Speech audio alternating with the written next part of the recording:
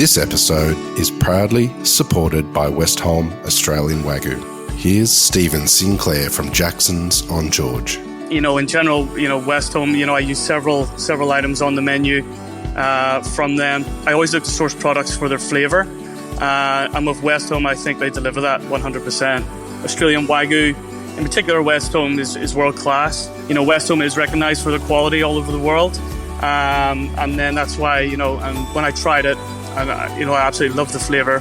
This is, why I decided to put them on the menu. Westholme believe that when nature leads, flavour follows. Learn more at westholme.com.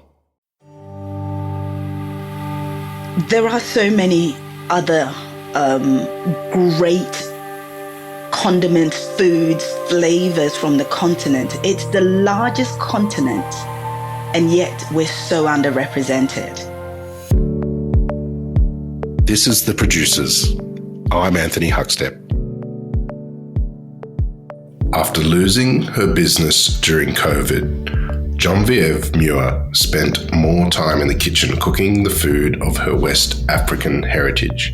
Keen to master a prized condiment, she spent months tweaking a recipe until her extended family approved.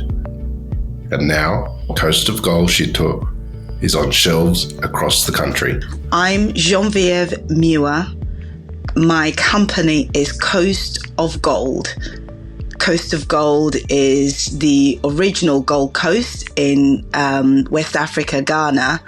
We make African condiments really with a joy or an ease of using in modern day cooking. So the range include Shito pepper sauce and suya spice rub, currently with quite a few in the pipelines ready to be rolled out in the coming months. While growing up, food was at the core of everything in her family, and Shito brought every meal together. It would be breakfast. So there's a dish in Ghana called wache. It is rice and beans. Really, I think any fond memory I have of food involves rice. I am absolutely obsessed with rice. And my favorite memory, or my fondest, is having breakfast, rice and beans, and shito is sort of the accompaniment to that meal. It just was and has always been so delicious. I cannot tell you. When I go back home, as soon as the plane lands, I'm just like, right, let's go. Let's go and get some wache. After receiving a disappointing batch of her prized condiment, Genevieve decided to make her own based on her grandmother's recipe. I'm quite fortunate. I've actually gone the contract manufacturer route. So we've got a contract manufacturer in Victoria, and we've got one in New South Wales. The Victorian contract manufacturer sort of deals with the bigger orders, as it were, so pallets loads. And the local one in New South Wales, Marrickville, does the production that I use at markets and sort of feeds the independent supermarkets and perhaps the butchers and fishmongers, as it were. I actually was a childcare educator. I run a family daycare in the eastern suburbs of New South Wales. And unfortunately, during COVID, if you cast your mind back to everybody was scared, if you dare take your child into daycare, you were going to die or they were going to die, or, it was just such a scary moment. And unfortunately, I lost my business. I've been in Australia close to 20 years. And the first product that we introduced within the range being Shito pepper sauce. And incidentally, Shito actually is the word for pepper in language in Ghana. Now, having lived here, my palate is a little bit different, and there's certain condiments that I like with my meals, Shito being one of them. It just offers that type of umami flavors that you cook with. Anyhow, I've never been able to find it. We found an auntie out west who could make it, but it really just takes some time to get it. And sometimes the quality was not always up to where it should be, depending on the price of ginger. Maybe it wasn't, whatever the case. During the failure of my business, I then started to think, you know what? I'm not going to be good at baking bread. I tried, I failed. Even the drinking was no good either. Turns out I'm not a good drunk. so we started to, my husband was determined we were all going to be healthy and fit.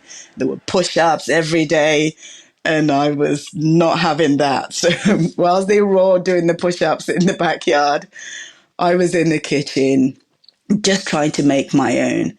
And this was simply because the batch we had ordered in to see us over the lockdowns were not quite up to the standards of previous batches.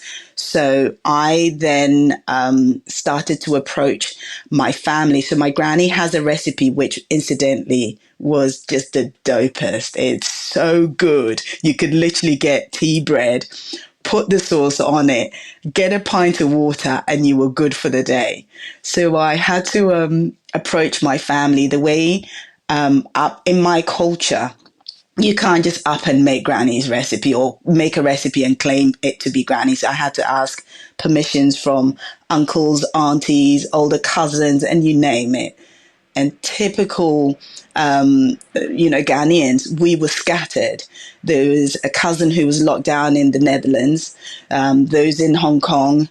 There was those in England, the UK. We had UK was sort of split in Nottingham, London, and I think there was someone in Wales. I can't even remember. And then we had USA, then Ghana. So if you can imagine, each batch I had to then send off to absolutely everyone around the globe to get permission. It was, it was not easy. And finally, there was a lot of, too much ginger, too much onions.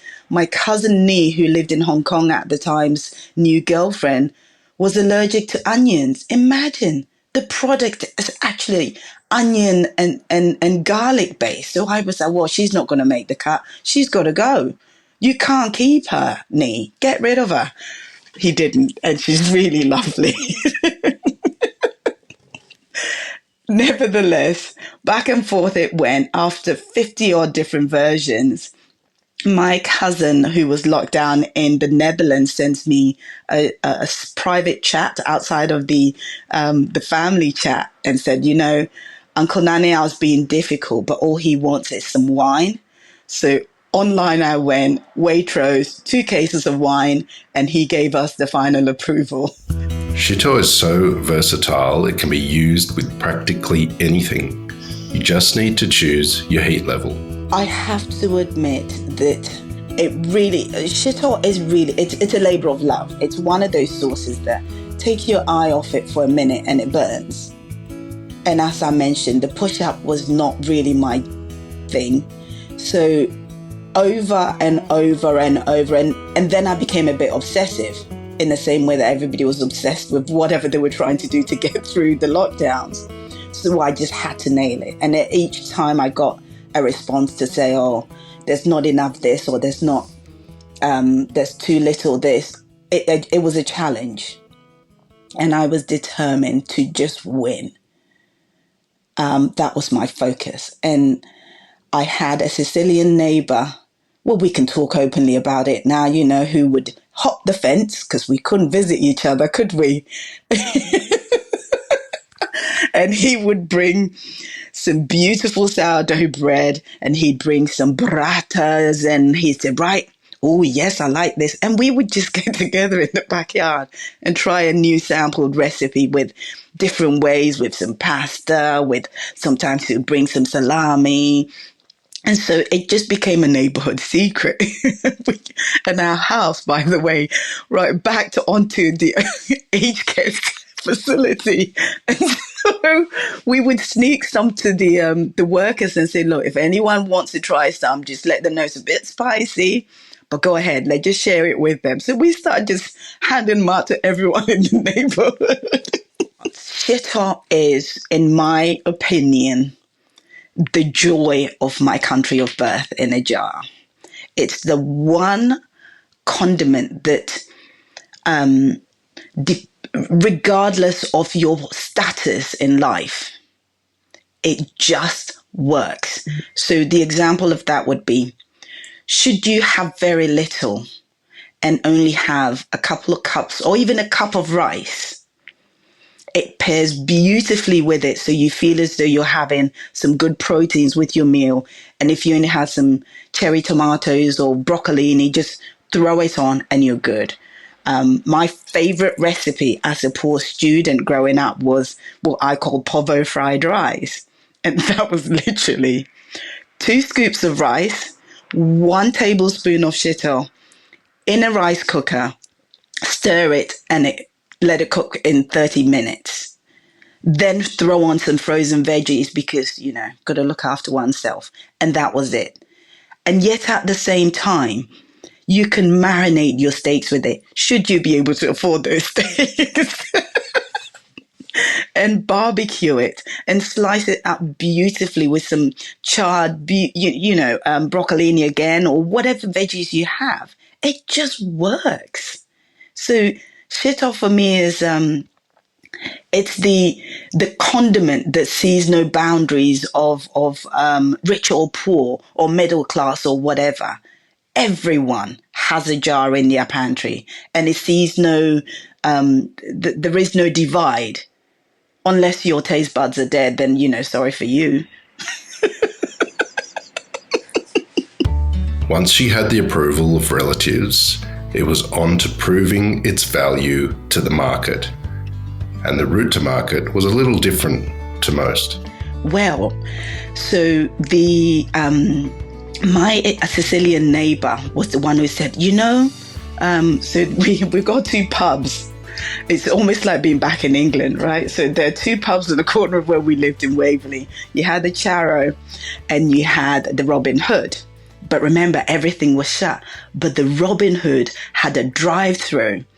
And my Sicilian neighbor said, hey, you know what you should do? Go in and give some to them because they're just sitting around bored as anything. So I went in, and I may or may not have been getting a glass of something nice and bubbly for myself. And I was still trying to keep up with the drunks. Yes, I'm failing. But by the drunks, I mean my husband. But that's another story. Anyway, so I went in, and there's this beautiful chap there who was managing the drive-through, which was open, called Hamish. And I said, hey, I see you've got quite a few hot sauces here. Are they popular? And he was like, I said, well, I'll tell you what, I'm going to come back. I'm going to give you a jar of my product. This is the best sauce you've ever tasted. He said, oh, yeah, come in. So the next day I went in with a jar. These are the bougie jars, not even labeled, blah, blah, blah. I said, have a go at this. Tell me what you think. Right there and then he opens it up. He puts a finger in it and has a go. And I have issues with hygiene. And I was like, oh no, he's going to be one of these people. And he literally just went, whoa, where'd you get that? Who made it? And I started flossing. I don't know if you know, slang, but flossing is when you're kind of going, yeah, So Hamish goes, where'd you make it? And I'm like, yeah, it's all me. Yes, it's me. And that literally was the start. Store number 1 was the drive-through of the Robin Hood Hotel on the corner of Bronte Road and I can't remember the other street, but they were the first lot to say, if you can get your packaging right and make sure you've got a barcode because we need to scan it through the system and blah, blah, blah. We've got a lot of tradies who come through. We do a sausage sizzle and we're going to buy from you, open a jar up, and as they take their sausages, we'll get them to put it on. And that literally was it. That was the start. Creating a product of her heritage is one thing, but sharing that with her children and the generations to come is a thing that matters most. It was a side hustle, right? And for me, I'm just having so much fun in terms of a change, I'm just proud to be able to show my children a little bit about their culture, because quite often in my home we have an open door policy. My children, so I've got 2 boys and a little girl, and the boys do every sport known to man. You Antipodeans are killing me. There's a rugby here, there's a rowing here, there's a this here, you name it, they do it all. And our policy, my husband and I, Steve and I, are, you can come home anytime you want, bring your friends, you've got to be respectful. And over the years, I've started to notice as they come in, oh, hello, Mrs. Muir. Yes, I was just wondering, do you have any more of that jollof? So there's always a pot of jollof on the stove. There's always something. And the children are so proud now to say, actually, Shito goes with this, and this comes from mum's country. This means that. I saw an interesting,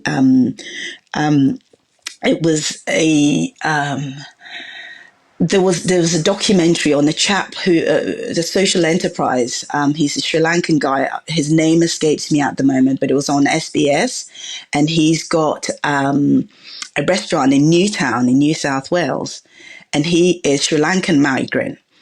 And he talked about his deep shame at having to go to school and having curries and rotis and stuff like that.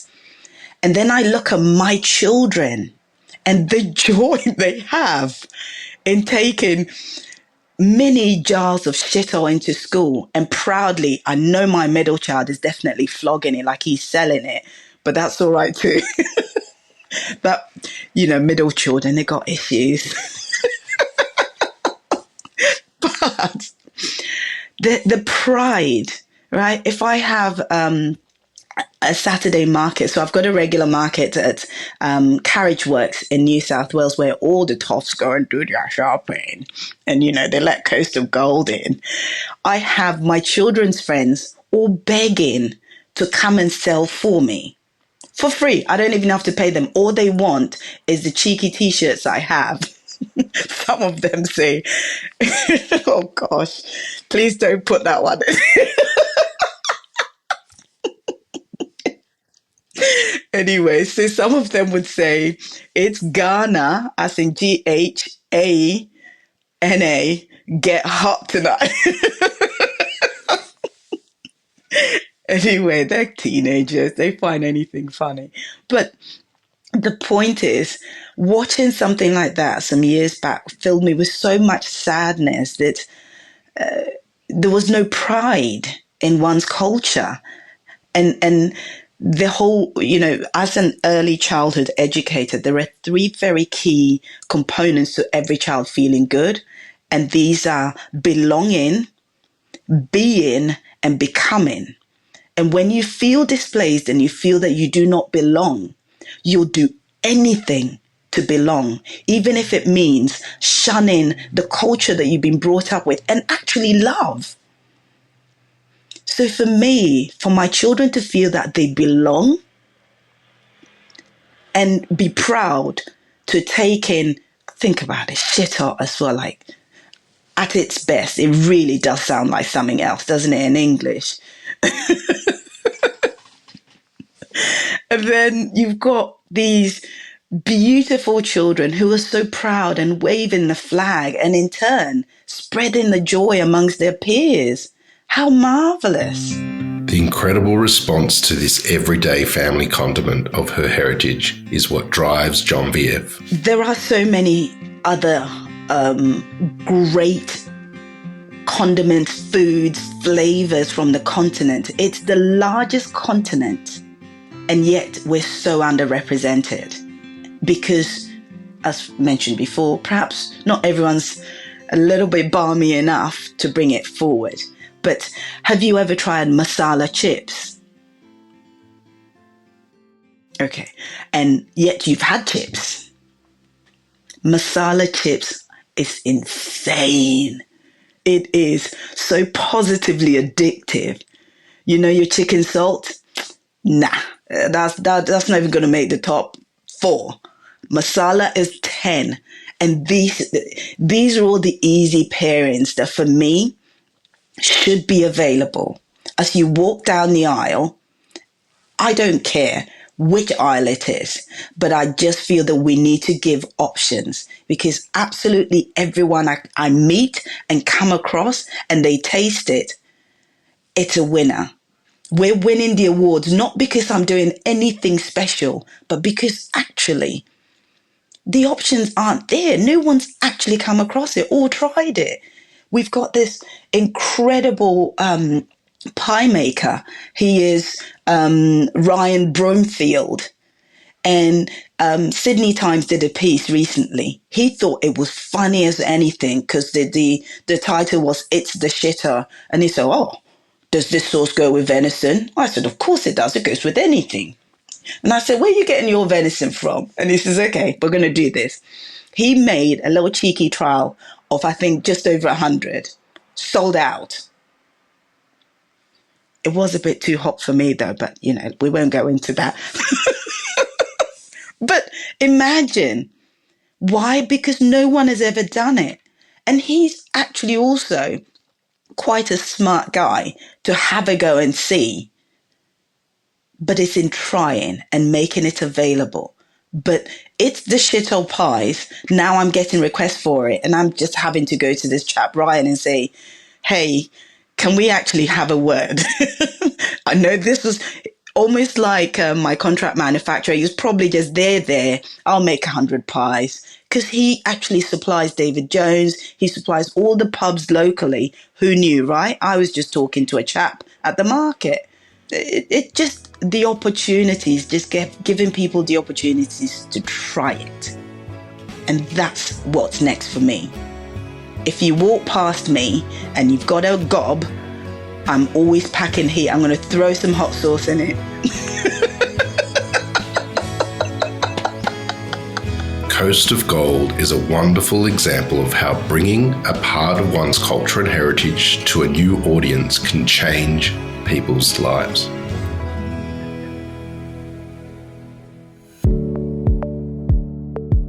This is The Producers, a Deep in the Weeds production. I'm Anthony Huckstep. Stay tuned as we share the stories of producers, farmers, makers, and growers, the true lifeblood of the food industry. Follow us on Instagram at Producers Podcast or email us at producerspodcast@deepintheweeds.com.au.